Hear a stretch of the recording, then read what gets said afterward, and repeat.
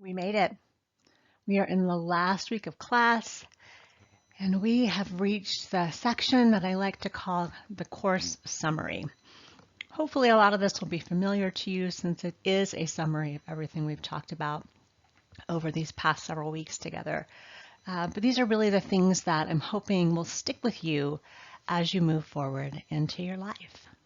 So, the title of the lecture is If You Learn Nothing Else from This Class, Remember These 9 Things. Here we go. Number 1. I really hope that you got the kind of this concept that there is no one right diet plan for everyone. I'm talking about diet as a verb here, but also diet as a noun. Diets are everywhere. Again, usually talking about it as a verb. Dieting is a thing that's in our culture. It seems to be here to stay. But the reality is diet as a noun. Caloric and nutritional needs are based on a lot of factors, and they're all unique to us. There are some things you have control over and some things that you don't. And so I'm hoping that you will learn or relearn that concept of intuitive eating and really figure out what does your body want? What's best for you and for your health? Number 2, we talked a lot about this one too. Know that when you go out to eat or to grandma's house or wherever you may be going, portion size versus serving sizes are usually 2 different things. So the serving size is that standard amount of food recommended by the USDA. A portion is what you eat in one sitting, and as we discussed in this class, especially if you're going out to eat, those usually are not the same. So a portion may be 2 to 3 times larger than an actual serving. There's nothing wrong with that, but just be aware that if you are trying to maintain or lose weight and you want to have some sort of tracking of your calories, that what you eat in one sitting, if it's more than a serving, the set amount set by the USDA, you're going to have to account for that when you're doing your tracking apps. Diet is a 4-letter word. Yes, that is a fact, but it's a word that I really wish we didn't use as a verb, right? So dieting has become so mainstream. It's a social norm. 80% of 10-year-old girls have already been on a weight loss diet.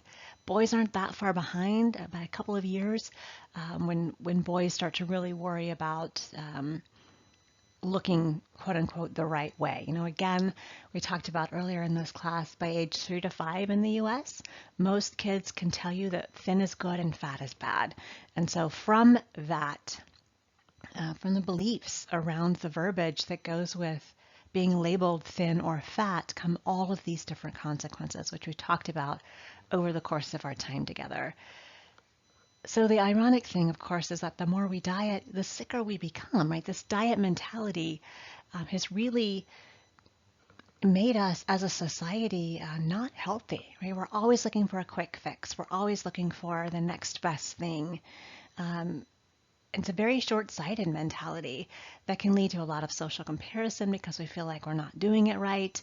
And we talked about the what the hell effect, the Last Supper effect, some of the mentality that goes along with dieting that can ultimately lead to body dissatisfaction, subclinical eating disorders, overweight, obesity, clinical eating disorders, anxiety, depression, and a whole host of other things that we don't want, right? It's not healthy for us.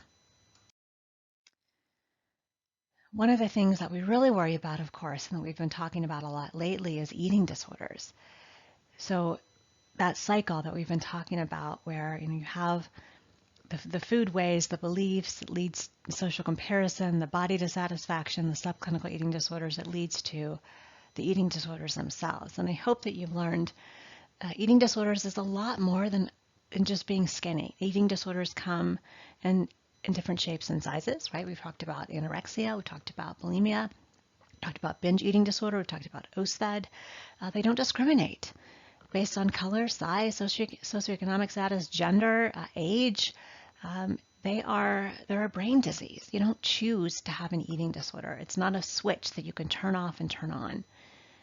it's an addiction. It's a coping process. We talked about that as we've gone through talking about eating disorders, and that's why it's so difficult to treat, right? And so there's maladaptive thoughts that have to be treated through therapy, and usually you also have to meet with a nutritionist and sometimes a psychiatrist just to help get get your life back on track. As we talked about, treatment can be very, very expensive. So if we can avoid going down that road, we want to avoid going down the road toward the eating disorders. But again, it all goes back to what are the beliefs that are passed in our society. And if by 3 to 5 kids already know that thin is good and fat is bad, they start learning all the stereotypes about thinness and about obesity. But those stereotypes are untrue, right? And so just because you're thin does not mean you're successful or powerful or in control of any part of your life. And conversely, not being quote unquote thin enough is not associated with laziness, sloppiness, lack of control. I mean, we may have those underlying beliefs, but it's certainly not true. How can a physical attribute indicate all of these things about us? And so, again, just be very careful moving forward. Are you buying into the stereotype? And we talked about social media. I'll mention that here in just a few minutes. Don't buy into the stereotype. Question what you see out there, because as we've learned, it probably isn't true anyway. And I think part of the problem is that the way that we clinically define obesity is not 100% accurate, right? So we've talked about obesity being classified using the BMI, the body mass index system. But as we've talked about, also there's flaws to that system, and it's not always accurate. So if you really want to know waist to hip ratio or body composition testing, there's other ways to more accurately identify whether or not you are susceptible to some of the problems that we associate with overweight and obesity, especially if you have a large bone build, if you're an athlete, if you are just a very active individual and have a lot of muscle mass. But of course, that's again not what we're told, right? So the media just reinforces those beliefs that we learned from a very early age, that thin is good, fat is bad. If you're male, it might be muscular is good, fat is bad, right? So the ideas, the norms, quote unquote social norms that we get exposed to from a very, very young age.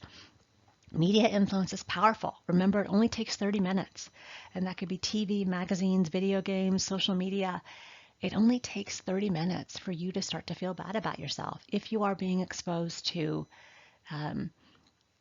images online that reinforce that notion, those of the quote unquote ideal man or the quote unquote ideal woman. So be mindful of what you consume online, and remember that it's sneaky, right? Even if you don't purposefully follow celebrities or follow websites or accounts on Instagram that promote the thin ideal, it's in the ads that you're scrolling past, right? And so even if it's on the edge of your consciousness and you're not actively following, just be mindful, because as you're scrolling, the advertisements are targeted to you, and oftentimes you will see things that even though you don't follow someone that reinforces that notion, the ad is there, and for that split second you're seeing it, and that adds up, is what I'm trying to say. So just be very mindful of what you're doing online, and how that's affecting you. And stop comparing yourself to something that isn't even real, right? The Dove Evolution video, men and women, you got to see those in this class. There's a lot of stuff out there about Photoshop, about filters, right? Social media is famous for the filters, but of course you don't know that someone's photo has been filtered unless it's really obvious. They have like a cat ears or something. So stop comparing yourself to something that probably isn't even real, right? So filters are everywhere. They're not always easy to detect. So why are you comparing yourself to an image that's not even real? It sounds too good to be true, right? Whether it's a diet, a supplement, a wacky exercise plan, a promise by an Instagram celebrity that if you do X, Y, or Z, you'll look like them. If it sounds too good to be true, it probably is. And remember, a lot of this stuff isn't regulated by the FDA. The FDA does not regulate diet plans, doesn't regulate supplements, doesn't regulate what people say you should do in terms of exercise. These are just people putting things out there. They may or may not even be credentialed. So just again, do your homework. Be careful who you follow. Be careful what you're subjecting yourselves to, and make sure that if you're making lifestyle changes, you're doing it in a healthy way. Last but not least, final reminder, we talked about this a little bit in the self-esteem section. Self-esteem is comprised of a lot of things, and I think in our culture today, we overvalue appearance as being a crucial part of our self-esteem. As a student, you probably put a lot of value also on grades. If you're an athlete, maybe it's performance. If you're an employee, maybe it's your job.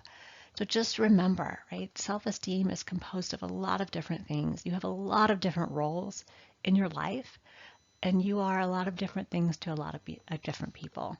So don't let one bad day, bad experience, comment of someone left you on Instagram, photo you posted, a grade that you got in a class that you didn't like. Don't let that ruin things for you. You are so much more than all of that, right? You're you.